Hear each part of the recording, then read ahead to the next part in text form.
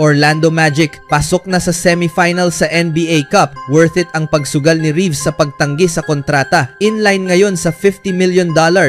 At Warriors, handa nang isuko ang mga young players at si Green makuha lang si Giannis. Ang Orlando Magic ay maagang natatanggal sa playoff sa nakalipas na 2 season na nagpapahiwatig na kailangan nilang gumawa ng isang malaking hakbang ngayong off-season para malampasan ang kanilang kinahaharap na sagabal. Ang kailangan nila ay mas maraming shooting at opensa at nakuha nila ang player na iyon kay Desmond Bane sa isang blockbuster trade. Medyo natagal si Bane bago makapag-adjust sa kaniyang bagong team pero tila komportable na siya ngayon. Lumipad talaga siya ngayong araw sa panalo ng Magic laban sa Miami Heat sa NBA Cup quarterfinals kung saan nagpakawala siya ng 37 points kabilang ang 15 points sa ika-4 na quarter para pangunahan ang team sa tagumpay. Wala nang mas tamang oras para umangat si Bane lalo na't wala si Franz Wagner dahil sa ankle injury at limitado pa rin ang minuto ni Paolo Banchero. Pagkatapos ng laro, pinuri ni Banchero ang bago niyang kakampi at ibinunyag kung gaano kalaking tulong si Bane sa team. Isa siyang napakahusay na scorer, shooter at player mula noong pumasok siya sa liga. Siyempre, ginagawa na niya iyon sa Memphis at ngayon, ginagawa niya na naman dito sa Orlando. Masaya talaga akong kasama si Desmond, sabi ni Banchero ayon sa opisyal na NBA account sa X. Maganda ang nilaro niya.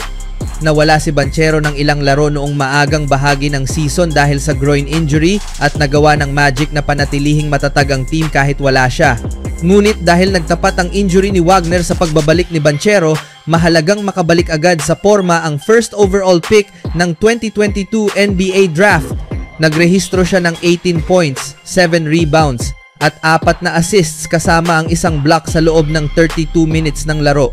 Asahan na ibibigay niya ang lahat ngayong linggo kapag hinarap nila ang mananalo sa laban ng New York Knicks at Toronto Raptors sa Vegas para sa semifinals ng NBA Cup. Sa sumunod na balita naman, hindi maraming tao ang pumili kay Austin Reeves bilang pangalawang scoring option ng Lakers nang magsimula ang season. Pero napanatili niya ang mataas na antas ng kanyang laro kahit matapos bumalik si LeBron James mula sa injury. Patuloy niyang pinapatakbo ang opensa kasama si James, umiskor ng hindi bababa sa 33 points sa 4 sa huling 6 niyang laro. Sa paglipas ng bawat araw, mas lalong nagiging malinaw kung bakit karapat-dapat siya sa 50 milyon na kontrata. Kamangha-mangha kung gaano kalayo ang narating ni Reeves. Bilang isang undrafted free agent na pumasok sa liga, pumirma siya sa Lakers dahil nakita niyang bagay ang sistema nila sa kanyang laro.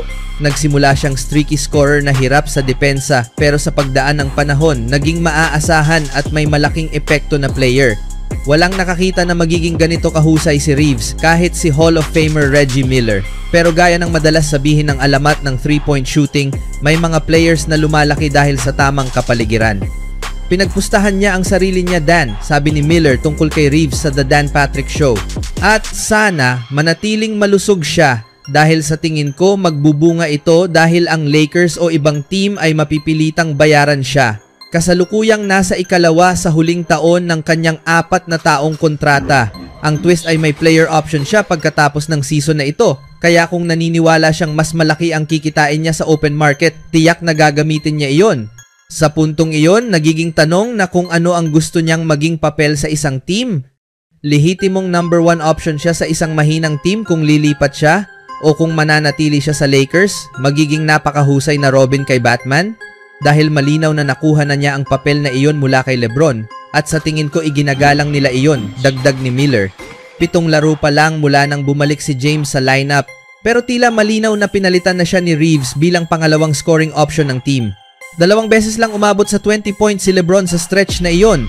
Natapos pa ang kanyang malahenyong streak na 1,297 consecutive games na may 10 points o higit pa sa araw kung kailan nag-drop ng 44 points si Reeves. Dahil dito, hindi maiwasang isipin kung magkano ang maaaring kitain ni Reeves kung mag-opt-out siya.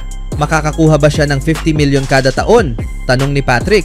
Iyon ang lumalabas, sagot ni Miller habang kumikibit balikat. Hindi mo siya masisisi, pinaghirapan niya iyon. Isa siya sa pinakamalalakas na boses sa Lakers. Idinagdag pa ng dating Indiana Pacer na kung hindi maglalabas ng pera ang Lakers, may ibang team na gagawa nito. Darating ang 50 milyon sa kanya, galing man sa Lakers o sa iba. Mahirap paniwalaan para sa ilan pero base sa scoring average niya, Posible talagang umabot sa 50 million kada taon ang susunod niyang kontrata. Ilalagay siya nito sa top 15 highest paid players sa liga at pati mas mataas pa kaysa sa kakampi niyang si Luka Doncic. Sa isip na iyon, mas makatotohanang range ang 35 to 40 million dollars. Gayunpaman, napakalaking halaga pa rin iyon para sa isang player na pumasok sa liga bilang undrafted. Pinapakita nito kung gaano kalayo ang narating niya sa kanyang pag-unlad. Pinapatunayan din nito na hindi lahat ng star kailangang manggaling sa lottery. Ang ilan, sa katunayan, hindi man lang nadadraft.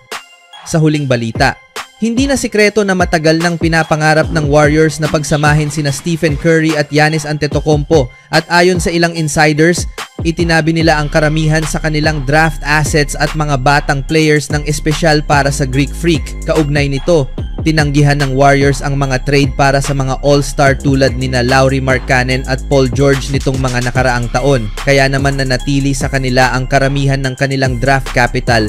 Hindi tulad ng mga teams na gaya ng Los Angeles Lakers at New York Knicks, may kakayahan ang Warriors na mag-offer sa Bucks ng 3 first-round picks at isang pick swap, bukod pa sa 3 batang players na may potensyal, sina Jonathan Kuminga, Brandin Podziemski at Moses Moody. Pagkatapos lumabas ang mga ulat na naghahanda ang NBA para sa posibilidad ng isang Giannis Antetokounmpo trade ngayong season, iniulat ni insider Jake Fisher na handang isakripisyo ng Warriors ang lahat ng kanilang batang assets para sa 2-time MVP. Sabi ng mga source, hindi pa kailanman naging malapit ang Golden State na isama sina Jonathan Kuminga at Brandin Podziemski sa iisang trade conversation.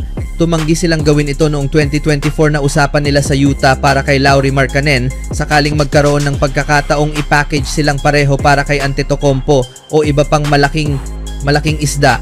Isinulat ni Fisher sa The Steinline newsletter kamakailan. Idinagdag din ni Fisher na handa ring isama ng Warriors si Draymond Green, ang matagal na nilang defensive anchor, sa isang potensyal na Giannis trade. Magkatulad na naging mailap ang Warriors sa pag-isip ng win now all-in moves na mangangailangan nilang i-trade si Draymond Green, pero si Antetokounmpo sa mataas na posibilidad ay mababago ang equation na iyon. Dagdag pa ni Fisher, ang availability niya ay may kapangyarihang baguhin ang calculus ng halos bawat front office sa liga. Nanatiling paboritong team sa betting ang New York Knicks na nasa plus 300 para makuha si Giannis Antetokounmpo bago ang February 5 trade deadline ayon sa DraftKings. Sila ang nangunguna sa listahan ng mga posibleng makalandi sa Greek superstar. Kasunod ng Knicks ay ang San Antonio Spurs na may plus 450 na matagal nang inuugnay sa pagkuha ng isa pang franchise-changing star para ipares kay Victor Wembanyama. Sumusunod naman ang Atlanta Hawks na may plus 700, Miami Heat na may plus 900 at ang Toronto Raptors na may plus 1,100. Lahat ay nakikita ring may sapat na assets para sumubok ng malaking trade. Nasa ibabang bahagi ng ranking ang dalawang powerhouse sa Western Conference, ang Los Angeles Lakers na may plus 1,800 at Golden State Warriors na may pinakamalaking plus 2,000 na pumwesto na ika-8 at ika-10. Bagamat hindi sila ang top favorites, nananatili silang dark horse candidates dahil sa kanilang superstar culture at agresibong pamunuan.